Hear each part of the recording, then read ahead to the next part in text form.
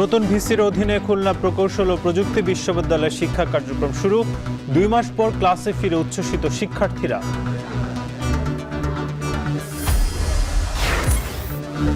ভোলার মনপুরায় 1117 কোটি টাকার নির্মাণাধীন বাঁধের কাজে অনিয়মের অভিযোগ। দুর্নীতির প্রতিবাদে স্থানীয়দের মানববন্ধন।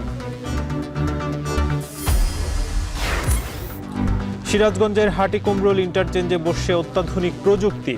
রাজধানীর সাথে সহজ হবে উত্তর ও দক্ষিণের 22 জেলার যোগাযোগ।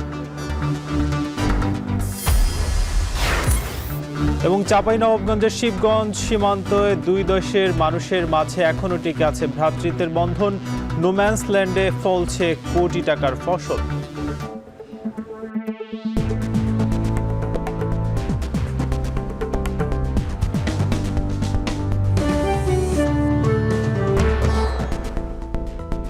স্বাগত। এখন জনপদের সঙ্গে আছি নাজমুস সাকিব। দীর্ঘ 2 মাস পর খুলনা প্রকৌশল ও প্রযুক্তি বিশ্ববিদ্যালয়ে শুরু হয়েছে শিক্ষা কার্যক্রম। অন্তর্বর্তীকালীন ভিসির অধীনে স্বাভাবিক শিক্ষা কার্যক্রমে ফিরেছে বিশ্ববিদ্যালয়টি। এ নিয়ে আরও জানাতে সেখান থেকে যুক্ত হচ্ছেন সহকর্মী রামিম চৌধুরী। রামিম, জানাবেন যে শিক্ষা কার্যক্রম স্বাভাবিক হওয়া নিয়ে শিক্ষার্থীরা কি বলছেন?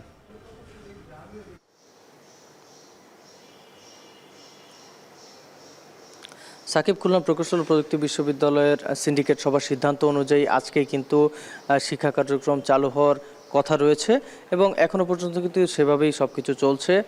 এখানকার শিক্ষার্থীরা কিন্তু তারা অপেক্ষা করছে ক্লাসের জন্য, তবে এখনো পর্যন্ত কিন্তু বিশ্ববিদ্যালয়ে ক্লাস শুরু হয়নি। কারণ এখানকার শিক্ষকরা যেটি বলছেন যে তারা কিছুটা প্রস্তুতির বিষয় রয়েছে ক্লাসের জন্য, কারণ দীর্ঘদিন ধরে ক্লাস পরীক্ষা বন্ধ ছিল, হলগুলো বন্ধ ছিল, নানা রকম সমস্যা কিন্তু এখানে ছিল।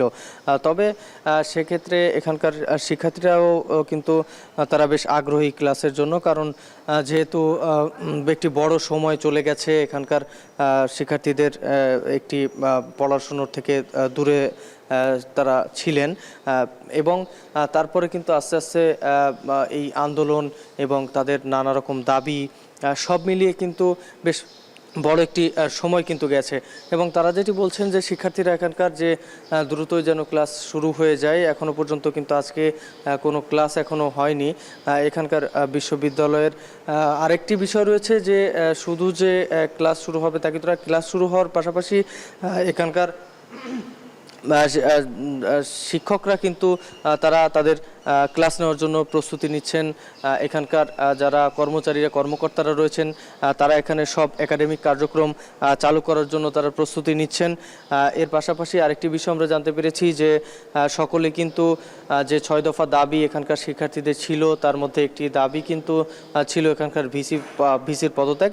সেই দাবিটি কিন্তু পূরণ হয়েছে কিছুদিন আগেই এবং তারপর থেকে কিন্তু বিশ্ববিদ্যালয়ে স্বস্তি ফিরে এসেছে এবং এর পাশাপাশি আরও কিন্তু কিছু দাবি রয়েছে, সেই দাবিগুলো কিন্তু পূরণ করার কথা বলছেন এখানকার শিক্ষার্থীরা এবং তারা যেটি বলছেন যে শিক্ষার্থী সকলে কিন্তু একমত যে তাদের উপর যে হামলা হয়েছিল সেই হামলার পরবর্তীতে তারা যে 6 দফা দাবি দিয়েছিল সেই 6 দফা দাবির মধ্যে কিন্তু বেশ কিছু দাবি কিন্তু তাদের এখনো পূরণ হয়নি। তারা বলছে যে শিক্ষক বা শিক্ষার্থী সকলেই কিন্তু চায় যে এই যে হামলার ঘটনা ঘটেছে এই হামলার সাথে যারা জড়িত রয়েছে তারা যেন দ্রুতই গ্রেফতার হয়, তাদের বিরুদ্ধে মামলা হয় এবং দ্রুতই ব্যবস্থা নেওয়া হয়। এর পাশাপাশি অন্যান্য যে তাদের যে দাবি দাওয়াগুলো ছিল সেই দাবিগুলো যেন তারা দ্রুতই পূরণ করতে পারে এবং তারপরে কিন্তু তারা বলছে যে তারপরে কিন্তু বিশ্ববিদ্যালয় একেবারে স্বাভাবিক হবে এবং শিক্ষকরাও কিন্তু এই একই জিনিসই চায় যে শিক্ষার্থীদের উপর যে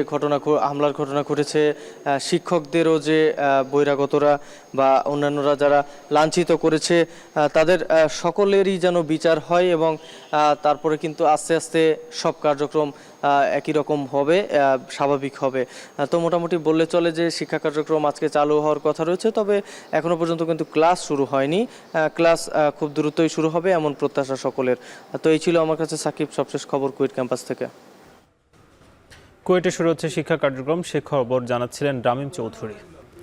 দ্রুত এগিয়ে চলছে সিরাজগঞ্জের হাটিকুমরুল ইন্টারচেঞ্জের নির্মাণ কাজ। দেশের সর্বাধুনিক প্রযুক্তি নির্ভর এই প্রকল্প চালু হলে উত্তর ও দক্ষিণাঞ্চলের 22 জেলার সাথে রাজধানীর সড়ক যোগাযোগ যেমন সহজ হবে তেমনি গতি পাবে ব্যবসা বাণিজ্যে, যার ইতিবাচক প্রভাব পড়বে জাতীয় অর্থনীতিতেও। আগামী বছরের মার্চেই কাজ শেষের আশা প্রকল্প সংশ্লিষ্টদের। ইমরান শেখের ক্যামেরায় রিফাত রহমানের প্রতিবেদন। উত্তরাঞ্চলের প্রবেশদ্বার সিরাজগঞ্জের হাটিকুমরুল গোলচত্বর। ঢাকা বগুড়া, ঢাকা রাজশাহী আর ঢাকা পাবনা মহাসড়কের সংযোগস্থল এটি। দুটি জাতীয় মহাসড়কের সংযোগস্থল এবং অন্তত 10টি স্থলবন্দরের সড়ক যোগাযোগের কেন্দ্র এই গুরুত্বপূর্ণ মোড়। আর এখানেই গড়ে উঠছে দেশের সবচেয়ে বড় ও আন্তর্জাতিক মানের হাটিকুমরুল ইন্টারচেঞ্জ। আলাদা 6টি র্যাম্প ও একটি গ্রাউন্ড রোড থাকবে ইন্টারচেঞ্জে। ঢাকামুখী ও উত্তর দক্ষিণমুখী যান চলবে আলাদা র্যাম্প দিয়ে, আর ধীরগতির যান চলবে নিচের গ্রাউন্ড রোডে। 743 কোটি টাকা ব্যয়ে প্রকল্পটি বাস্তবায়ন করছে চায়না রেলওয়ে ব্রিজ কর্পোরেশন। 2026 সালের মার্চেই কাজ শেষ করার লক্ষ্য প্রকৌশলীদের। এখন চেষ্টা করছি যে ঢাকা থেকে বগুড়া এবং ঢাকা থেকে পাবনা এবং বগুড়া থেকে পাবনা এই যে আন্তঃসংযোগটা এটা চালু করা দেওয়ার জন্য, এবং এই বছরের ডিসেম্বরের মধ্যে আমাদের যত র্যাম্প আছে এগুলো আমরা চালু করে দেব। তো আমাদের এই ফেজ বাই ফেজ আমরা জনগণকে এই সড়কগুলো উপহার দেব। দেশের সড়ক যোগাযোগে প্রথমবারের মতো ইন্টেলিজেন্ট ট্রান্সপোর্ট সিস্টেম প্রযুক্তি ব্যবহার হচ্ছে এ প্রকল্পে। সড়ক দুর্ঘটনা কমাতে এবং যানবাহন নিয়ন্ত্রণে গুরুত্বপূর্ণ ভূমিকা রাখবে এই প্রযুক্তি। এছাড়া ইতিমধ্যেই শেষ হয়েছে প্রকল্পটির বাউন্ডারি ওয়াল, কালভার্ট ও মূল স্থাপনার পাইলের নির্মাণ কাজ। Bridge already SMBT 1 2 bridge complete করে ফেলছি। আরি ওয়ালগুলো মোটামুটি কমপ্লিট হয়ে গেছে। এখন আমাদের বিভিন্ন র্যাম যেমন র্যাম বি কমপ্লিট হয়ে গেছে, র্যাম এরও কমপ্লিট হওয়ার পথে। সবগুলো সেগমেন্টে কাজ একযোগে চলমান রয়েছে। আমাদের নির্ধারিত সময়ের মধ্যে কাজ শেষ করতে হবে, সেই লক্ষ্যেই আমরা কাজগুলো এগিয়ে নিয়ে যাচ্ছি। ইন্টারচেঞ্জটি সম্পূর্ণ নির্মাণ শেষ হলে বদলে যাবে উত্তর ও দক্ষিণ পশ্চিমাঞ্চলের যোগাযোগ ব্যবস্থা। কমবে যানজট, তৈরি হবে নতুন শিল্প কারখানা, বাড়বে কর্মসংস্থান। এই উত্তর অঞ্চলের যে যানজটগুলি হতো, বিশেষ করে আমাদের সিরাজগঞ্জের এই যমুনা সেতুর পরেই আপনার যে হাটিকুমরুলের যে যানজটটা হতো, এই যানজট থেকে মানুষ মুক্ত পাবে। পণ্য পরিবহনের যে বিষয়গুলো আছে, এগুলো যেহেতু 5টি বন্দর আছে, এই বন্দরগুলোতে খুব স্বল্প মূল্যে এবং স্বল্প সময়ের মধ্যে পণ্য পরিবহন পৌঁছানো সম্ভব। এগুলো দ্রুতগতির বাস, ট্রাক এক লেনে চলাচল করবে। 3 হুইলার এবং মোটরসাইকেল, CNG এগুলো আর এক লেনে চলাচল করলে দুর্ঘটনার হারটা অনেক কমে যাবে এবং সাধারণত যে যানজটগুলো হয় এই যানজটগুলো অনেকাংশে নিয়ন্ত্রণ আসবে।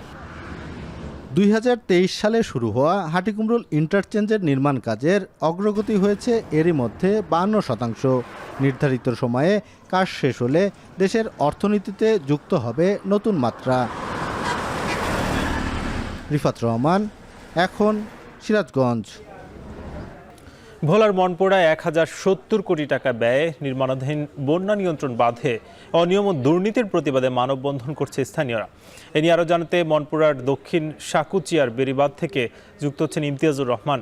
ইমতিয়াজ, জানাবেন যে স্থানীয়রা অনিয়মের কি অভিযোগ তুলেছেন এবং এই অভিযোগের বিষয়ে সংশ্লিষ্টরা কোনো পদক্ষেপ নিচ্ছে কিনা? সাকিব, আমি রয়েছি ভোলার বিচ্ছিন্ন উপজেলা মনপুরায়, একদম সাগরপাড়ের এলাকায়। এই এলাকাটি এতটাই বিচ্ছিন্ন এবং দেশে যখনই ঝড় জলোচ্ছ্বাস কিংবা ঘূর্ণিঝড় আসে তখনই কিন্তু এই এলাকাটাকে একরকম লন্ডভন্ড করে দেয়। কোনো না কোনো ক্ষত বিক্ষত চিহ্ন কিন্তু এই এলাকায় থেকে যায়। এই যখনই ঝড় জলোচ্ছ্বাস আসে তখন কিন্তু এই এলাকাকে সুরক্ষিত করার জন্য এলাকায় 72 কিলোমিটার বন্যা নিয়ন্ত্রণ বাঁধ রয়েছে। এই বাঁধের মধ্যে মাত্র 2 কিলোমিটার সিসি ব্লক। এই যখনই বাকি বাঁধগুলো অরক্ষিত রয়েছে, অরক্ষিত বাঁধকে সুরক্ষিত করার জন্য একনেকে 2022 সালে কিন্তু 1017 কোটি টাকা ব্যয়ে একটি প্রকল্প পাশ করা হয়। প্রকল্পের কাজ বর্তমানে চলমান রয়েছে, কিন্তু এলাকাবাসী এবং স্থানীয়রা অভিযোগ করছেন যে এই যে 1017 কোটি টাকা প্রকল্প কাজ চলমান রয়েছে তা ব্যাপক অনিয়ম এবং দুর্নীতি হচ্ছে বলে কিন্তু স্থানীয়রা অভিযোগ করছে। তারা বলছেন যে এখানে যেই 52 কিলোমিটার বন্যা নিয়ন্ত্রণ বাঁধ হওয়ার কথা রয়েছে এবং 37 কিলোমিটার জিওব্যাগ ডাম্পিং হওয়ার কথা রয়েছে এবং 10টি সিসি সুইচ গেট নির্মাণের কথা রয়েছে, হয়েছে, কিন্তু এর অধিকাংশই কিন্তু স্থানীয় যেই ঠিকাদার কাজ করছেন তা একরকম গাফুলতি করছেন বলে তারা বলছেন। তারা বলছেন যে এখানে যেই জিও ব্যাগের যে বালু এবং সিমেন্ট মিশ্রিত হওয়ার কথা, পাঁচ পাঁচ পাঁচ পাঁচ ওরা বালু এবং একটা সিমেন্ট দেওয়ার কথা থাকলেও কিন্তু সেখানে 15 থেকে 16টি বালু এবং একটা সিমেন্ট দেওয়া হয়। এছাড়াও যে বেড়িবাঁধ করার কথা রয়েছে, সেখানে কিন্তু নদীর তীর থেকে একরকম তারা ড্রেজারের মাধ্যমে বালু তুলে কিন্তু ওই বেড়িবাঁধ নির্মাণ করছে। এতে করে আসছে বর্ষায় কিন্তু এই বেড়িবাঁধটা একদম ঝুঁকির মুখে রয়েছে, কেননা এই এলাকাটি এতটাই সাগরকূলে কোন রকম হালকা বাতাস হলে কিন্তু এটি ঝড় জলোচ্ছ্বাসে একরকম একাকার হয়ে যায়। এতে করে অনেকটা বিপাকে রয়েছে বলে কিন্তু এলাকাবাসী জানিয়েছেন। তবে এই ঘটনার এই প্রতিবাদ করার কেন্দ্র করে কিন্তু এক ছাত্রদল নেতাও কিন্তু এই খুন হওয়ার চিত্র কিন্তু আমরা দেখেছি। সর্বশেষ বলা যায় যে এলাকাবাসী বলছেন যে তাদের এই বাঁধটিকে যাতে অতি দ্রুত মেরামত করা হয় এবং সঠিকভাবে মেরামতের দাবি কিন্তু এলাকাবাসীর। তো এই ছিল আমার কাছে ভোলার মনপুরা থেকে সর্বোচ্চ তথ্য। সাকিব। ভোলা থেকে যুক্ত ছিলেন ইমতিয়াজুর রহমান। এদিকে নোয়াখালীতে ঢাকা নোয়াখালী রুটে বরাদ্দকৃত ট্রেন সুবর্ণচর এক্সপ্রেস দ্রুত চালুর দাবিতে 1.5 ঘন্টা রেলপথ অবরোধ করে বিক্ষোভ করেছেন স্থানীয়রা। সকাল 6টা থেকে মাইজদি রেল স্টেশনের সর্বস্তরের সাধারণ জনগণের ব্যানারে শিক্ষার্থী ও স্থানীয়রা রেল লাইনে অবস্থান নেন। 2023 সালে নোয়াখালী ঢাকা রুটে সুবর্ণচর এক্সপ্রেস নামে নতুন আন্তনগর ট্রেন বরাদ্দ দেওয়া হলেও এখনও তা চালু হয়নি। ফলে এই রুটের যাত্রীরা ভোগান্তি থেকে রেহাই পাচ্ছেন না। বাস সিন্ডিকেট নানাভাবে সাধারণ মানুষকে জিম্মি করছে। বিশেষ করে শিক্ষার্থী, চাকরিজীবী ও রোগীরা বেশি ভোগান্তি পোহাচ্ছেন। অবরোধে অংশগ্রহণকারীরা জানান, বহুদিন ধরে স্থানীয়রা এই ট্রেনের জন্য অপেক্ষায় থাকলেও অজানা কারণে ট্রেনটি চালু করা হচ্ছে না। তাই বাধ্য হয়েই শান্তিপূর্ণ আন্দোলনে নেমেছেন তারা। পরে রেল কর্তৃপক্ষের ঊর্ধ্বতন মহলের আশ্বাসে 1.5 ঘন্টা পর অবরোধ তুলে নেওয়া হয়। দেশের সাথে বিভিন্ন সীমান্তে হত্যা ও নিরীহ কৃষককে অপহরণ যখন নিত্যনৈমিত্তিক ঘটনা, তখন চাঁপাইনবাবগঞ্জের শিবগঞ্জের চকপাড়া সীমান্ত ব্যতিক্রম।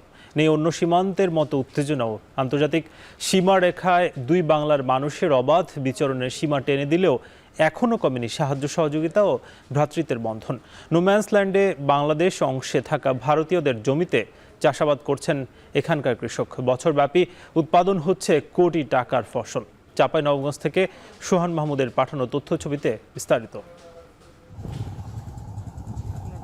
চাঁপাইনবাবগঞ্জের শিবগঞ্জ উপজেলার চকপাড়া সীমান্ত, ওপারে ভারতের মালদা জেলার মুসলিমপাড়া। দুই দেশের মাঝে কাঁটাতারের বেড়া না থাকলেও এখানে দুই বাংলার মানুষকে আলাদা করেছে ছোট একটি খাল।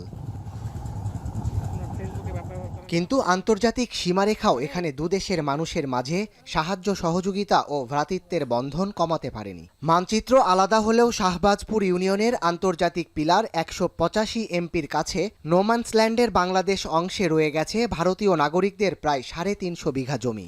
অল্প টাকায় লিজ নিয়ে এসব জমিতে চাষাবাদ করছেন বাংলাদেশি কৃষকরা। ভারতের জমি আমরা চাষাবাদ করি, যে ফসল হয় সে ফসলের অর্ধেক দিয়ে দিই। সবজি করি, সবজি ওরা টাকা নিয়ে যায়, আমরা বেচ কিনকার টাকা দিয়ে রাখে। এটাই ভারতীয় জমি ওরা দেয়, আমরা করি। কেউ আধারি ফসল লয়, কেউ টাকার বিনিময়ে, কেউ 3 ভাগের 1 ভাগ লয়। এই তো ভারতীয়দের অনাবাদি থাকা শত শত বিঘা জমিতে বছরব্যাপী চাষাবাদে কোটি টাকার ফসল ঘরে তুলছেন কৃষক, যেখান থেকে ফসলের একটি নির্দিষ্ট অংশ বা অর্থ দেয়া হয় জমির মালিককে। আবার নতুন ফসল বা আমের মৌসুমে পাঠানো হয় উপহার। বাংলাদেশের মধ্যে ওদের 350 বিঘা জমি, ওরা এসে 1-8 বছরকার মতন টেন্ডার দিয়ে টাকা পয়সা নিয়ে চলে যায়। প্রায় 1 বছরের মতন টেন্ডার দিয়ে টাকা পয়সা নিয়ে দেখা সাক্ষাৎ করে চলে যায়। আর জমিগুলো আমরাই আবাদ করি, ফসল পানি উঠিয়ে নিয়ে যাই। আমাদের সাথে ভালো সম্পর্ক তাদের। সীমান্ত পেরিয়ে বাংলাদেশ অংশে থাকা জমিতে ভারতীয় নাগরিকদের চাষাবাদ প্রায় অসম্ভব। তাই বাংলাদেশিদের কম টাকায় লিজ দেয়ায় তাদের অনাবাদি জমিতে ফসল ফলানোর কারণে দুপক্ষই লাভবান হচ্ছেন। এতে সহযোগিতা করছে দুই দেশের সীমান্তরক্ষী বাহিনী। আমাদের বাড়ি ইন্ডিয়া এবং আমাদের জমি জায়গাতে একটু সমস্যা হয়, যার জন্য ওর একটা জমি জায়গা দিতে হচ্ছে। কৃষি বিভাগ বলছে ভারতীয় জমি চাষ করে কৃষকরা স্থানীয় অর্থনীতিতে বড় অবদান রাখছেন। এখানে দুই পক্ষের কৃষকরাই করে, বাংলাদেশের কৃষকও আছে, ভারতেরও আছে। তারা সমন্বয় করে সুন্দরভাবে চাষাবাদ করতেছে। এই করার ফলে যে এখান থেকে অর্থনৈতিক উন্নয়ন হচ্ছে, সেটি এলাকার অর্থনীতি অনেক উন্নত হবে। অন্য সীমান্তে যখন নানান কারণে উত্তেজনা বিরাজ করছে, তখন চকপাড়া সীমান্তে দুই দেশের সমন্বয়ে ফসল চাষাবাদে দুই বাংলার মানুষের মাঝের সুসম্পর্ক এক অনন্য উদাহরণ। এখন চাঁপাইনবাবগঞ্জ।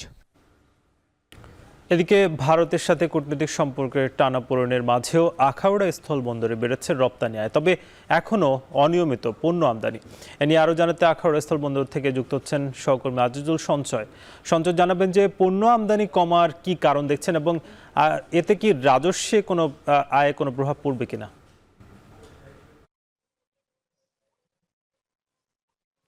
সাকিব, স্বাভাবিক আসলে যখন পণ্য আমদানি একেবারেই অনিয়মিত এবং পণ্য আমদানির উপরে কিন্তু আসলে এই যে বন্দরগুলো রাজস্ব নির্ভর করে, তবে যেহেতু এই আখাউড়া স্থল বন্দর দিয়ে একেবারেই অনিয়মিত পণ্য আমদানি হচ্ছে, যার ফলে এখানকার রাজস্ব আয় কিন্তু ভাটা পড়ে আছে। আমি যদি আপনাকে একটু পরিসংখ্যান বলি, 2023-24 অর্থ বছরে এই বন্দর দিয়ে সরকার রাজস্ব পেয়েছিল প্রায় 6.5 কোটি টাকার মতো। তবে এখন এই চলতি যে অর্থ বছর 24-25, এই অর্থ বছরে প্রথম 6 মাস কিন্তু কোনো পণ্য এই বন্দর দিয়ে আমদানি হয়নি। শুধুমাত্র চলতি বছরের জানুয়ারি থেকে এপ্রিল পর্যন্ত কয়েকটি চালান এসেছে জিরা, ডাল এবং কাজু বাদামের, এবং এ থেকে এখন পর্যন্ত সরকার রাজস্ব পেয়েছে 2,71,00,000 টাকার মতো। অর্থাৎ রাজস্ব কিন্তু অনেকাংশেই অর্ধেক পর্যন্ত কমে গিয়েছে। যেহেতু আর মাত্র 2 মাস আছে এই অর্থ বছরটি শেষ হওয়ার, সেক্ষেত্রে বলা যেতে পারে আসলে এখন রাজস্ব বাড়ার কিন্তু খুব একটা সম্ভাবনা কিন্তু সেখানকার বন্দর কর্তৃপক্ষ তারা দেখছিল না। তবে রপ্তানি ক্ষেত্রে কিন্তু একটি সুবাতাস বইছে, অর্থাৎ চলমান কূটনৈতিক টানাপোড়েনের মাঝেও এই বন্দর দিয়ে ভারতের রপ্তানি আয় বেড়েছে। বিশেষ করে এই বন্দর দিয়ে এখন হিমায়িত মাছ, সিমেন্ট, প্লাস্টিক এবং খাদ্যপণ্যগুলো বেশি পরিমাণ রপ্তানি হচ্ছে, যার ফলে রপ্তানি আয় কিছুটা কমেছে। সাকিব, আমি আপনাকে বলি যে 2024-25 অর্থ বছর এখন পর্যন্ত এই বন্দর দিয়ে ভারতে রপ্তানি হয়েছে 453 কোটি টাকার পণ্য।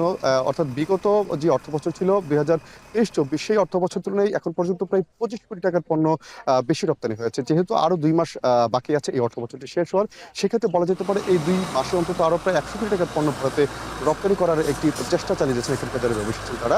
আমরা স্থলবন্দরের ব্যবসায়ীদের সঙ্গে কথা বলেছিলাম, তারা বলছেন যে মূলত আসলে যে উত্তর পূর্ব ভারতের অঞ্চলগুলো কিন্তু এই বাংলাদেশি পণ্যের উপরে নির্ভর করে। অর্থাৎ যেহেতু ভারতের অভ্যন্তরীণ যে অন্যান্য যেসব রাজ্যগুলো আছে, সেসব রাজ্যগুলোর সঙ্গে যোগাযোগ ব্যবস্থা এখনো পুরোপুরি উন্নত হয়নি, যার ফলে তারা এই বাংলাদেশ থেকে কিন্তু পণ্যের আমদানি করে তাদের সেখানে চলতে হয়। যার ফলে এখন এই চলমান কূটনৈতিক টানাপোড়েনের মাঝেও কিন্তু এখানে বাংলাদেশ থেকে পণ্য কিন্তু আমদানি পরিমাণ কিছুটা বেড়ে গিয়েছে। বিশেষ করে হিমায়িত মাছ, রড, প্লাস্টিক, সিমেন্ট এগুলো কিন্তু এখন বেশি পরিমাণে রপ্তানি হচ্ছে।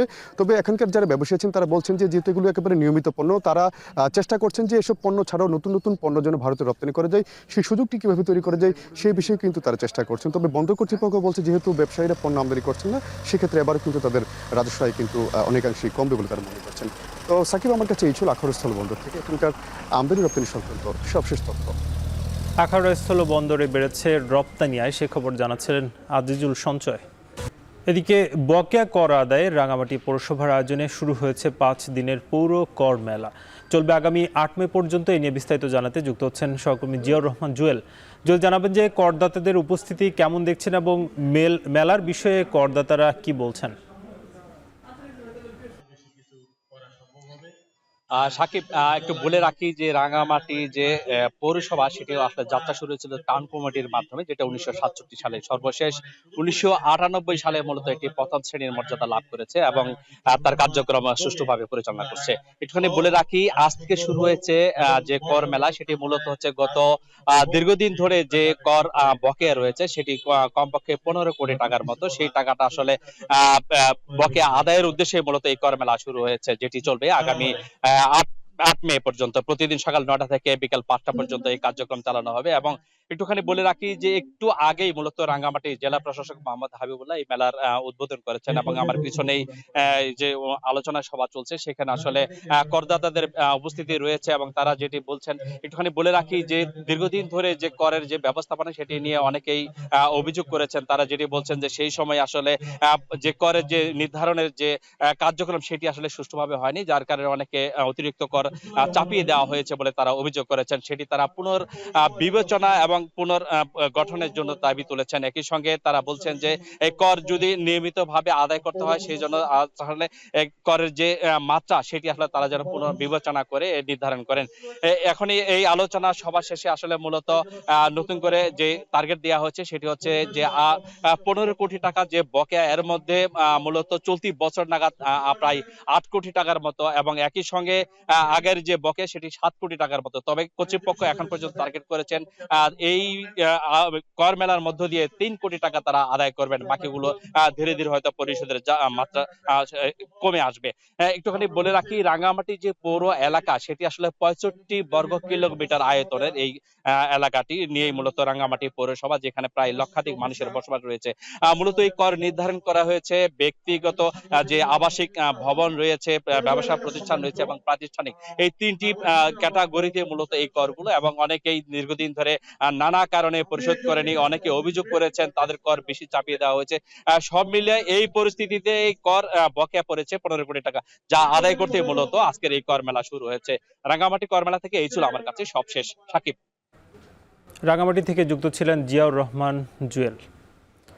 এদিকে বরিশাল বিশ্ববিদ্যালয়ের শিক্ষার্থীদের 4 দফা দাবিতে চলমান আন্দোলনের সামগ্রিক ইস্যুতে কথা বলছেন উপাচার্য, সরাসরি যুক্ত হবো সেখানে।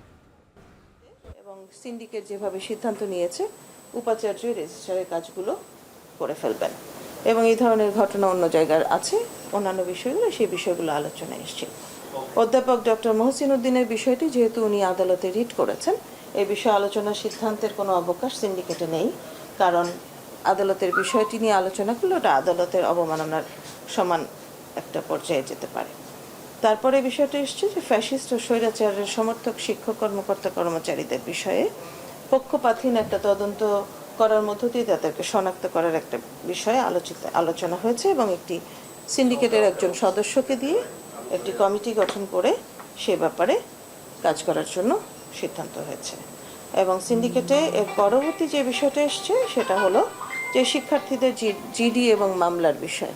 তো এখন বিষয়টা আপনারা সবাই অবগত হয়েছেন যে গত ফেব্রুয়ারি মাসে ভিসি বাংলোর গেটটা ভেঙে গেছিল, সেই প্রেক্ষিতেই জিডি করা হয়েছিল। ওই সময়ও কিন্তু এখানে সিন্ডিকেট মিটিংই হচ্ছিল, ভার্চুয়ালি সবাই সংযুক্ত ছিলেন।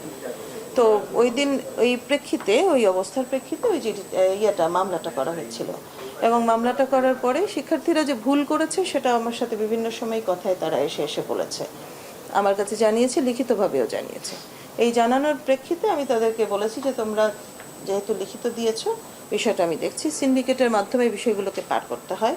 সিন্ডিকেটে আলোচনার মধ্যে দিয়ে সিদ্ধান্ত হয়েছে যে হ্যাঁ, শিক্ষার্থীরা তাদের ভুল বুঝে জানালে, লিখিত দিলে, তাহলে নিশ্চয়ই এই মামলাগুলো তাদের আসামি জায়গা থেকে তারা মানে তারা থাকবে না। এবং বিষয়টা আবারও আমি মনে করিয়ে দিই, আপনারাও ছিলেন ওই দিন, যেদিন মামলার পরে আপনারা আবার এসেছিলেন, আমি তখনও বলেছিলাম শিক্ষার্থীরা নিজেদের ভুল বুঝে লিখিতভাবে দিলে নিশ্চয়ই সেটা আমরা বিবেচনা করব। একইভাবেই কালকেও সিন্ডিকেটেও একইভাবে কথার প্রেক্ষিতে এটা হয়েছে।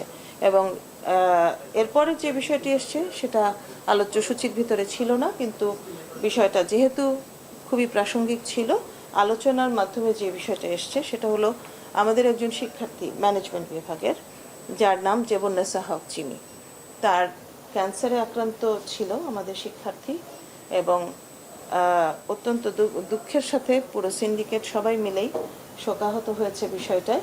যে শিক্ষার্থীদের আন্দোলন ইস্যুতে কথা বলছিলেন বরিশাল বিশ্ববিদ্যালয়ের উপাচার্য। কালের স্রোতে হারিয়ে গেছে ল্যান্ড টেলিফোনের জৌলুস। নগর বন্দর সহ সর্বত্রই এর ব্যবহার অনেকটাই সীমিত। তবে বিটিসিএল এর সর্বনিম্ন কল রেট এবং সুলভে ইন্টারনেট সুবিধা থাকার পরেও কেন কমছে গ্রাহক? কুমিল্লা থেকে উত্তর খোঁজার চেষ্টা করেছেন খালেদ সাইফুল্লাহ, ক্যামেরায় ছিলেন বাসির আহমেদ।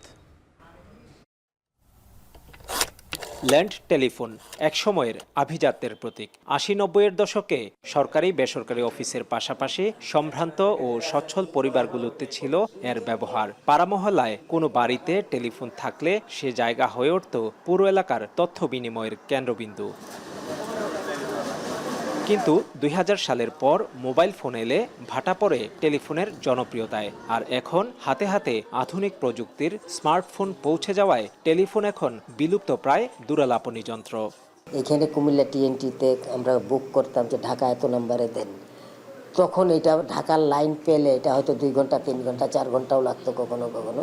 ওরা এটা লাগিয়ে দিলে পরে আমাদেরকে সংযোগ করে দিত আমাদের ফোনের সঙ্গে। ২০২৪ সালে কুমিল্লায় টেলিফোনের গ্রাহক কমে দাঁড়ায় ৫৫০০-এ। এবছর কমেছে আরও ৫০০। কিন্তু ২ দশক আগেও জেলার ১৭ উপজেলায় বিটিসিএল এর গ্রাহক ছিল প্রায় ১৫,০০০। তবে গ্রাহক টানতে সর্বনিম্ন কল রেটের পাশাপাশি কম খরচে হাই স্পিড ইন্টারনেট সংযোগ সহ নানা সুবিধা দিচ্ছে সরকারি এই প্রতিষ্ঠান। কিন্তু জনবল, অনলাইন বিলিং বা কাস্টমার পোর্টালের ত্রুটি সহ প্রচারের অভাবে হচ্ছে না লক্ষ্য পূরণ। বিটিসিএল এর যে লাইনগুলো দেওয়ার জন্য যে পোর্ট থাকে, নির্দিষ্ট স্পেসিফিক লোকেশনগুলো ছাড়া আপনার পোর্টের কোনো ফ্যাসিলিটি নাই। তারের মূল্য দেওয়া, তার ছিঁড়ে যাওয়া, বারংবার এদেরকে মানে হ্যামারিং করা, এটাকে নতুন করে লাইন লাগিয়ে দেওয়ার জন্য, তো এত ডিস্টার্ব ফিল করে তো কেউ টিএনটি ব্যবহার করতে যাবে না। এসব উপজেলাতে ইন্টারনেটের চাহিদা অনেক আছে। ওইসব উপজেলাতেগুলোর জন্য আমরা ইতিমধ্যে কিছু প্রপোজাল করেছি। যদি ওগুলা পাস হয়, ইনশাল্লাহ আমরা উপজেলা পর্যায় পর্যন্ত ইন্টারনেটটা করতে পারবো। আমাদের নেটওয়ার্ক যেখানে আছে আমরা আপনার চেষ্টা করি যে কোনো গ্রাহক আমাদেরকে এখন অনলাইন সিস্টেম আছে, কিন্তু অনলাইনে আবেদন করে, আমরা অনলাইন আবেদন করার পর ওই আবেদনের উপর আমরা পসিবিলিটি রিপোর্ট দিই। আর যদি আমাদের কেবল নেটের ভিডিও থাকে, আমরা মনে করেন 72 ঘন্টার মধ্যে কানেকশন দিয়ে দিই। ল্যান্ড টেলিফোন থেকে টেলিফোনে আনলিমিটেড কথা বলতে মাসিক বিল 150 টাকা, আর টেলিফোন থেকে মোবাইলে কথা বলার খরচ প্রতি মিনিটে 52 পয়সা। এছাড়া 5 MBPS 500 টাকা ও 1600 টাকায় 30 MBPS হাই স্পিড ইন্টারনেট সেবা দিচ্ছে বাংলাদেশ টেলিকমিউনিকেশন কোম্পানি। টেলিফোনের দিন শেষ হলেও বিটিসিএল এর যাত্রা থেমে যায়নি। কুমিল্লার মতো শহরগুলোতে বিটিসিএল প্রযুক্তিগতভাবে আরও আধুনিকতা আনতে পারলে এবং দ্রুত গ্রাহক সেবা নিশ্চিত করা গেলে নাগরিক জীবনে এই টেলিফোন আবারও গুরুত্বপূর্ণ হয়ে উঠবে। খালেদ সাইফুল্লাহ, এখন কুমিল্লা। ঈদুল আজহা উপলক্ষে চট্টগ্রামের খাতুনগঞ্জের পাইকারি বাজারে সরবরাহ বেড়েছে মশলা জাতীয় পণ্যের। দাম স্থিতিশীল থাকলেও বিক্রি কম বলছেন ব্যবসায়ীরা। বিস্তারিত জানাতে যুক্ত হচ্ছেন কাজী মাহফুজ। মাহফুজ, জানাবেন যে মশলার যে পণ্য রয়েছে সেগুলোর দাম নিয়ে ক্রেতারা কি বলছেন এবং স্বাভাবিকের চেয়ে বিক্রি কতটা কমেছে?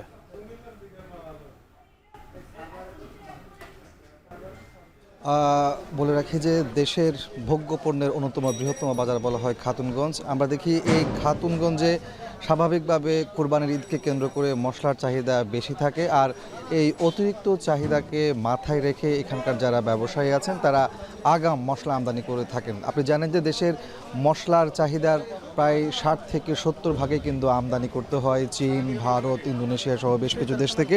সেই জায়গাতে আমরা দেখছি 1 মাস 1.5 মাস আগে থেকেই মশলাগুলো আমদানি করা হয়েছে, পর্যাপ্ত আমদানিও হয়েছে। এক্ষেত্রে কুরবানির যে চাহিদা, সেই চাহিদার পুরোপুরি আমদানি হয়েছে বলছেন এখানকার ব্যবসায়ীরা। তবে দাম অনেকটা স্থিতিশীল রয়েছে, পরিবর্তন তেমন নেই, বেচা বিক্রি কম বলছেন এখানকার ব্যবসায়ীরা। দামের ক্ষেত্রে যদি বলি, আমরা দেখতে পাচ্ছি যে লবঙ্গ আজকের পাইকারি বাজারে বিক্রি হচ্ছে 1240 থেকে 1250 টাকায়। এছাড়া গোলমরিচ বিক্রি হচ্ছে আজকের বাজারে 1100 টাকা। আবার কিছু কিছু মানভেদে 1050 থেকে 1090 টাকাতেও বিক্রি হচ্ছে। এলাচের দাম আমরা দেখতে পাচ্ছি সপ্তাহ ব্যবধানে 300 থেকে 400 টাকা পর্যন্ত কমেছে। আজকের বাজারে আমরা দেখতে পাচ্ছি এলাচ বিক্রি হচ্ছে 4000 থেকে 4400 টাকায়, এবং দারচিনি আজকের বাজারে বিক্রি হচ্ছে 460 থেকে 480 টাকায়। অন্যান্য যে মশলাগুলো আছে এর মধ্যে আমরা দেখতে পাচ্ছি জিরা, ইন্ডিয়ান জিরা, সেটি বিক্রি হচ্ছে বাজারে 600 টাকা কেজিতে। তো সব কিছু মিলিয়ে আসলে দাম অনেকটাই স্থিতিশীল রয়েছে, তবে বেচা বিক্রি অনেকটাই কম বলছেন এখানকার ব্যবসায়ীরা। তবে আরেকটি স্বস্তির খবর বলে রাখি, এবারের আসন্ন যে কোরবানির এই ঈদে কিন্তু মশলাজাতীয় পণ্যের মধ্যে আমরা দেখি যে পেঁয়াজ, রসুন, আদা এগুলোর চাহিদা কয়েক গুণ বেড়ে যায়। সেই জায়গাতে এবার কিন্তু ব্যবসায়ীরা বলছেন দেশীয় উৎপাদিত পেঁয়াজ দিয়েই কুরবানের চাহিদা পুরোপুরি মেটানো সম্ভব হবে, কারণ এবার গত বছরের চাইতে পেঁয়াজের উৎপাদন বেশি হয়েছে এবং দামও দেখতে পাচ্ছি আমরা আজকের বাজারে পাইকারিতে দেশীয় পেঁয়াজ বিক্রি হচ্ছে 45 থেকে 52 টাকা পর্যন্ত। আর আমদানি করা রসুন এবং আদাও অনেকটা সহনীয় পর্যায়ে রয়েছে, সরবরাহ ভালো রয়েছে বলছেন এখানকার ব্যবসায়ীরা। তো সব কিছু মিলিয়ে আমার কাছে চট্টগ্রামের খাতুনগঞ্জের বাজার থেকে ছিল আসন্ন কুরবানকে কেন্দ্র করে মশলা বাজারের যে সরবরাহ তার সবশেষ তথ্য। চট্টগ্রাম থেকে যুক্ত ছিলেন কাজী মাহফুজ। শেরপুরে দিন দিন শুকনো মরিচ উৎপাদনে আগ্রহ বাড়ছে কৃষকের। চলতি বছর লক্ষ্যমাত্রার তুলনায় 100 হেক্টর বেশি জমিতে মরিচের আবাদ হয়েছে এই জেলায়, যেখান থেকে উৎপাদন হবে 650 টন শুকনো মরিচ, যার বাজার মূল্য প্রায় 10 কোটি টাকা। শেরপুর থেকে জাহিদুল খান সৌরভের প্রতিবেদন। শেরপুর সদরের কামারেচর ইউনিয়নের প্রতিটি বাড়িতেই চলছে মরিচ শুকানোর উৎসব। কৃষকের বাড়ি চালা থেকে উঠান সব জায়গাতেই মরিচ শুকানোর তোড়জোড়। কোথাও আবার সারি সারি মরিচের প্লট বিছে পরিচর্যায় ব্যস্ত নারী পুরুষ। কৃষকরা বলছেন কামারীচর বুক চিরে বয়ে গেছে দশানী ও পুরাতন ব্রহ্মপুত্র নদ। প্রতি বছর বন্যায় নদী এলাকার কৃষি জমিতে প্রচুর পলি পড়ে। বন্যার পর পানি কমে গেলে পলি পড়া সেই উর্বর জমিতে চাষ হয় শত শত টন মরিচ। প্রতি বছরের মতো এবারও জেলার সিংহভাগ মরিচ উৎপাদন হয়েছে এই চরাঞ্চলে। যদি কাঁচামরিচটা ভালো দাম পাই তাহলে বেচে লই, আর যদি ভালো না পাই ক্ষেত পাকানি পরে তুললে নিয়ে আসি পরে শুকাই। মরিচটারে পাকায়ে বাড়িতে নিয়ে আসে লাইরে দেই। লাইরে জুল ভালো রোদ থাকে 15 দিন লাগে, আর জুল ভালো রোদ না থাকে 1 মাস শুকাইতে। কাঁচামরিচ বিক্রির পাশাপাশি একটি বড় অংশ পাকানো হয় মাঠে। এরপর সেই মরিচ রোদে শুকিয়ে তৈরি করা হয় শুকনো মরিচ। মূলত চাহিদা বেশি থাকার কারণেই স্থানীয় চাষিরা প্রতি বছর শুকনো মরিচের উৎপাদন বাড়িয়েছেন। এদিকে বর্তমান বাজারে কাঁচামরিচের দাম কিছুটা কম থাকায় শুকনো মরিচ উৎপাদনে ঝুঁকছেন চাষিরা। দেখা যায় 1 মণ কাঁচামরিচ যদি বিক্রি করি 800 থেকে 1000 সর্বোচ্চ দাম পাই, আর যখনই আমরা এটাকে শুকিয়ে বিক্রি করি ওইটার দাম 8000 থেকে 10000 টাকা হয়ে যায়। এটা আমাদের জন্য আসলে অনেক উপকারী এবং দামও পাই বেশি, আমাদের ফসল উৎপাদনের সুযোগ সুবিধাটা বেশি পেয়ে থাকি। বিঘাপতি 30 থেকে 35 হাজার টাকা খরচ হয়েছে এবং আমরা আশা করতেছি যদি দাম ভালো থাকে তাহলে 70 থেকে 75 হাজার টাকা আমরা বিঘাপতি বিক্রি করতে পারবো। কৃষি বিভাগ বলছে চলতি বছর জেলায় 1100 হেক্টর জমিতে মরিচ উৎপাদনে লক্ষ্যমাত্রা ধরা হয়। তবে এবারও লক্ষ্যমাত্রার তুলনায় 100 হেক্টর বেশি জমিতে মরিচের চাষ হয়েছে, যেখানে হেক্টর প্রতি গড় ফলন প্রায় 3 টন, যার বাজার মূল্য প্রায় 10 কোটি টাকা। এই মরিচ চাষে আমাদের কৃষকদেরকে আমরা প্রয়োজনীয় প্রশিক্ষণ প্রদান করে দিই, পাশাপাশি তাদেরকে পরামর্শ প্রদান করি। এতে করে মরিচ চাষিরা লাভবান হচ্ছে। আমাদের শেরপুর সদর উপজেলায় বেশিরভাগ চরাঞ্চলের জমিতে আমাদের এই মরিচ চাষগুলো হয়ে থাকে। গেল বছর এই জেলায় 1094 হেক্টর জমিতে মরিচের আবাদ হয়, যেখান থেকে তৈরি করা হয় 2190 টন শুকনো মরিচ, যেখান থেকে বাণিজ্য হয় 9 কোটি টাকার। কৃষকরা বলছেন উন্নত জাতের বীজ এবং কৃষি অফিসে নিয়মিত পরামর্শ পেলে একদিকে যেমন বাড়বে মরিচের উৎপাদন, অন্যদিকে কমবে বিদেশ থেকে আমদানি নির্ভরতা। এছাড়া ন্যায্য দাম পেলে লাভবান হবে প্রান্তিক অঞ্চলের কৃষক। জাহিদুল খান সৌরভ, এখন শেরপুর। বাংলাদেশ কৃষি বিশ্ববিদ্যালয়ের খামারে এবার বিভিন্ন জাতের প্রায় 500 টন বীজ ধান উৎপাদন হবে। আজ আনুষ্ঠানিকভাবে শুরু হয়েছে বীজ ধান কাটা। বাংলাদেশ কৃষি বিশ্ববিদ্যালয় থেকে আরও জানাতে যুক্ত হচ্ছেন হারুনুর রশিদ।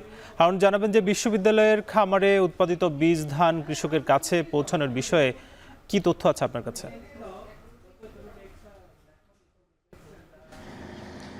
বাংলাদেশ কৃষি বিশ্ববিদ্যালয়ে প্রতি বছরই কিন্তু প্রচুর পরিমাণে বীজ ধান উৎপাদন করে থাকে এবং ভালো মানের বীজের জন্য বাংলাদেশ কৃষি বিশ্ববিদ্যালয়ের সুনাম কিন্তু সারা দেশে রয়েছে এবং এই সুনামের কারণেই কিন্তু প্রতি বছর এখানে প্রচুর পরিমাণে বীজ ধানের উৎপাদন হয়ে থাকে এবং এই বীজ ধান উৎপাদন কার্যক্রমে সরাসরি বাংলাদেশ কৃষি বিশ্ববিদ্যালয়ের শিক্ষক গবেষকরা কিন্তু জড়িত থাকেন। অর্থাৎ বাংলাদেশ কৃষি বিশ্ববিদ্যালয়ের গবেষকরা যে সমস্ত ধান উৎপাদন করে থাকেন, নতুন নতুন যে বীজ যেগুলো জাত উন্নয়ন করে থাকেন সেগুলোর যেমন এখানে আবাদ হয়ে থাকে, পাশাপাশি ব্রি এবং বিনা যে সমস্ত ধান উৎপাদন করে থাকে সেই ধানগুলোও কিন্তু এখানে দেয়া হয় বীজ উৎপাদন করার জন্য।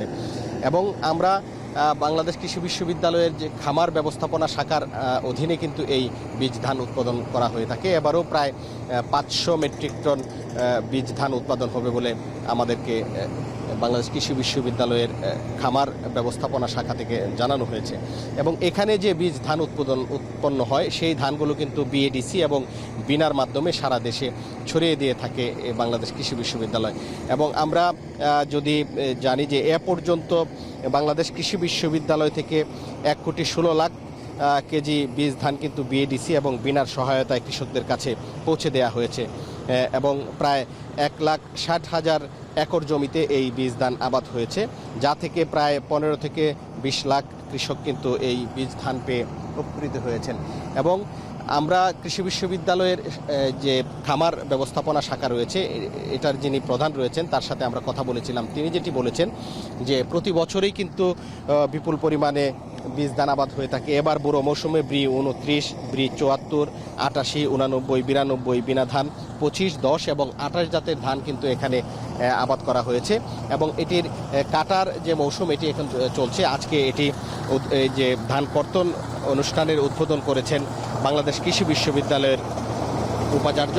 তিনি খামার ব্যবস্থাপনা শাখার কর্মকর্তা এবং বিশ্ববিদ্যালয়ের অন্যান্য কর্মকর্তাদের সাথে নিয়ে কিন্তু এখানে বীজ ধান কর্তন যে অনুষ্ঠানের আনুষ্ঠানিকভাবে উদ্বোধন করেছেন এবং এটি বিরামহীনভাবে আরও কয়েকদিন চলবে বলে আমাদেরকে জানানো হয়েছে এবং এই যে ধানগুলো এখানে বীজ ধানগুলো এখানে উৎপাদিত হবে এবং এটি উৎপাদিত করার পর কিন্তু খামার ব্যবস্থাপনা শাখার অধীনে এগুলোকে শুকিয়ে প্রস্তুত রাখা হবে এবং একেবারে প্রস্তুত করার পর কিন্তু বিএডিসি এবং বিনার যে তাদের কাছে কিন্তু এই বীজ ধানগুলো হস্তান্তর করা হবে এবং তাদের মাধ্যমেই কিন্তু সারা দেশের কৃষক যারা এই বীজ ধানগুলো পাবেন এবং আগামী বোরো মৌসুমে কিন্তু তারা এই ধানগুলো আবাদ করতে পারবেন।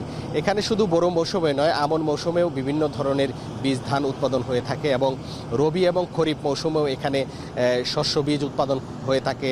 তেল জাতীয় যেমন সরিষা, সয়াবিনের এখানে কিন্তু উৎপাদন হয় এবং ডাল জাতীয় বীজেরও এখানে কিন্তু বেশ উৎপাদন হয় এবং এই বাংলাদেশ কৃষি বিশ্ববিদ্যালয়ের খামার ব্যবস্থাপনার বীজের কিন্তু সারা দেশে চাহিদা রয়েছে এবং এখানকার খামার ব্যবস্থাপনা শাখা থেকে আমাদের যেটি জানানো হয়েছে এটি যেমন সারা দেশের কৃষকদের উপকার হয়, তেমনি ময়মনসিংহ সদর উপজেলার 25 থেকে 30 ভাগ কৃষক কিন্তু এখানকার বীজ নিয়ে তাদের যে আবাদ সেটি সম্পন্ন করেন। তো এই ছিল আমার কাছে বাংলাদেশ কৃষি বিশ্ববিদ্যালয় থেকে বীজ দান কর্তনের সর্বশেষ।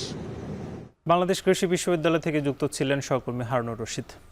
মিরপুরে বিইউপিতে রোহিঙ্গা প্রত্যাবর্তন বিষয়ক আলোচনা সভায় বক্তব্য রাখছেন পররাষ্ট্র উপদেষ্টা মোহাম্মদ তৌহিদ Hossain.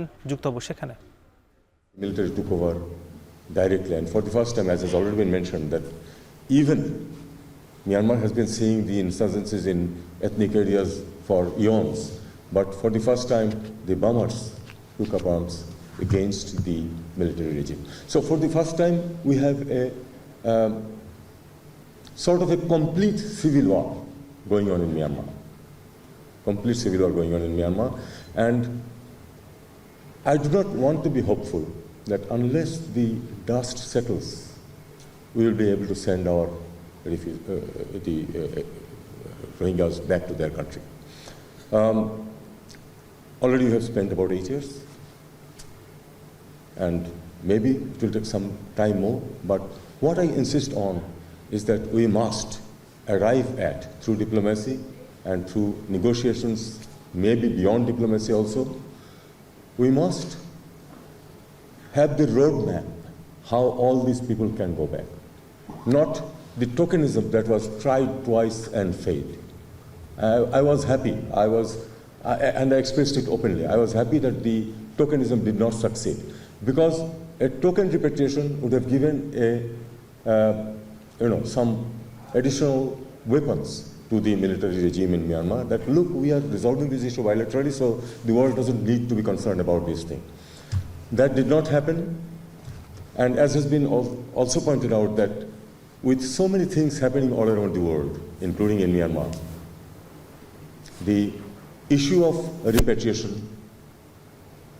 there is a tendency of putting it behind, in the back seat. So one of the jobs of Bangladesh diplomacy has been to keep the issue alive. Rohingya প্রত্যাবর্তন বিষয়ে আলোচনা সভায় কথা বলছিলেন। ঐতিহাসিক যশোরের শতবর্ষী গাছগুলো এখন মৃত্যু ফাঁদে পরিণত হয়েছে। মৃত এবং অর্ধমৃত গাছগুলো বিভিন্ন সময়ে ভেঙে পড়ে ঘটছে দুর্ঘটনা এবং প্রাণহানির মতো ঘটনা। গত 5 বছরে গাছ ভেঙে অন্তত 12 জনের মৃত্যু হয়েছে, আহত হয়েছেন আরও অনেকে। বিস্তারিত রিপন হোসেনের প্রতিবেদনে আর ছবি তুলেছেন এনামুল হক। যশোর রোড, যা উপমহাদেশের এক ঐতিহাসিক সড়ক। যশোর থেকে ভারতের পেট্রাপোল হয়ে কলকাতা পর্যন্ত গেছে সড়কটি। 1971-এর মহান মুক্তিযুদ্ধের সময় মুক্তিযোদ্ধা সহ হাজারো শরণার্থী এ সড়ক দিয়ে ভারতে পৌঁছায়। সড়কের দুধারে কালের সাক্ষী হয়ে দাঁড়িয়ে আছে 179 বছর বয়সী 3 শতাধিক শিশু গাছ। এছাড়া আরও রয়েছে বিভিন্ন প্রজাতির অন্তত 2500 বড় গাছ। মহাসড়কের ঝিকরগাছার মল্লিকপুর থেকে নাভারণের পুরাতন বাজার পর্যন্ত অন্তত 15টি শিশু গাছ সড়কের ওপর হেলে পড়েছে। এছাড়া আরও প্রায় 30টি মরা ও আধমরা গাছের নিচে দিয়ে ঝুঁকি নিয়ে চলাচল করছে স্থানীয়রা। গত 5 বছরে গাছ ভেঙে অন্তত 12 জনের মৃত্যু হয়েছে। এছাড়া আহত হয়েছেন আরও অনেকে। গাছ হেলে পড়ায় বিপরীত দিক থেকে আসা গাড়িকে সাইড না দিতে পারায় প্রায় ঘটছে দুর্ঘটনা। 8 থেকে 10টা শিশু গাছ ইতিমধ্যে কয়েকটা ভেঙেও পড়েছে। তো এইটা আমরা দেখছি যেটা অত্যন্ত ঝুঁকির মধ্যে রয়েছে। শুকনো গাছগুলো যে কখন ভেঙে পড়বে এটা আমরা জানি না। এই ডাল ভেঙে পড়ার পরে অনেকের হাসপাতালেও অনেকে যায়। কিছুদিন আগে একটা লোক মারাও গেছে। স্থানীয়রা জানায় কয়েক বছর আগে সড়ক সংস্কারের সময় অধিকাংশ পুরাতন গাছের শিকড় কেটে দেওয়া হয়। এ কারণেই মরে যাচ্ছে গাছগুলো। তাই ভালো গাছ রেখে মরাগুলো কেটে ফেলার দাবি তাদের। এই রাস্তা সংস্কারের নামে গাছের শিকড় কেটে গাছগুলিকে ঝুঁকিপূর্ণ এবং তাদের মৃত্যুর মুখে ঠেলে দেওয়া হয়েছে। মৃত্যু গাছগুলো ওই গাছগুলো আমরা অপসারণ করতে চাই। অপসারণ করা হচ্ছে না, অত্যন্ত কৌশলগত গাছ থেকে ওদের পরিকল্পনায়। অধিকাংশ গাছ শুকিয়ে যাওয়ায় ও রাস্তার উপর গাছের ডালপালা হেঁটে পড়ায় ঝুঁকিপূর্ণ গাছ কেটে ফেলার কথা জানান জেলা প্রশাসক। মহামান্য হাইকোর্টের যে আদেশ আছে, এই আদেশের প্রেক্ষিতে গাছগুলো কাটার আসলে কোনো সুযোগ নেই। এরপরও আমরা যেটা আলোচনা ওখানে করেছি এবং সিদ্ধান্ত যেটা ছিল, স্থানীয় প্রশাসন বা স্থানীয় ইউনিয়ন নেতৃত্বে অন্তত ঝুঁকিপূর্ণ যে ডালগুলা সেগুলো কর্তন করার একটা সিদ্ধান্ত আছে। আমরা জেলা পরিষদ থেকে ব্যবস্থা নিচ্ছি। তারপরেও যদি এরকম কিছু মনে হয় যে সেটা আমাদের ইমিডিয়েটলি অপসারণ করা দরকার, যান মালের নিরাপত্তার স্বার্থে সেই গাছগুলো তাৎক্ষণিকভাবে অপসারণ করে যেন রাখা এবং পরবর্তীতে আমরা বিধি মোতাবেক সেগুলো নিষ্পত্তি। 2018 সালে যশোর বেনাপোল মহাসড়ক সংস্কারে দুই পাশের গাছ কাটার সিদ্ধান্ত নিয়েছিল। তখন পরিবেশবাদী সংগঠন ও সচেতন নাগরিক সমাজের প্রতিবাদের ফলে উচ্চ আদালতের নিষেধাজ্ঞায় বন্ধ হয়ে যায় গাছ কাটা। এখন যশোর। এই ছিল এখন জনপদের আয়োজন। এখন টেলিভিশন ওয়েবসাইটে দেখুন এখন.tv। এছাড়া ফেসবুকে যুক্ত হতে পারেন facebook.com/tv.এখন, ইউটিউবেও যুক্ত হতে পারেন youtube.com/c/echontv।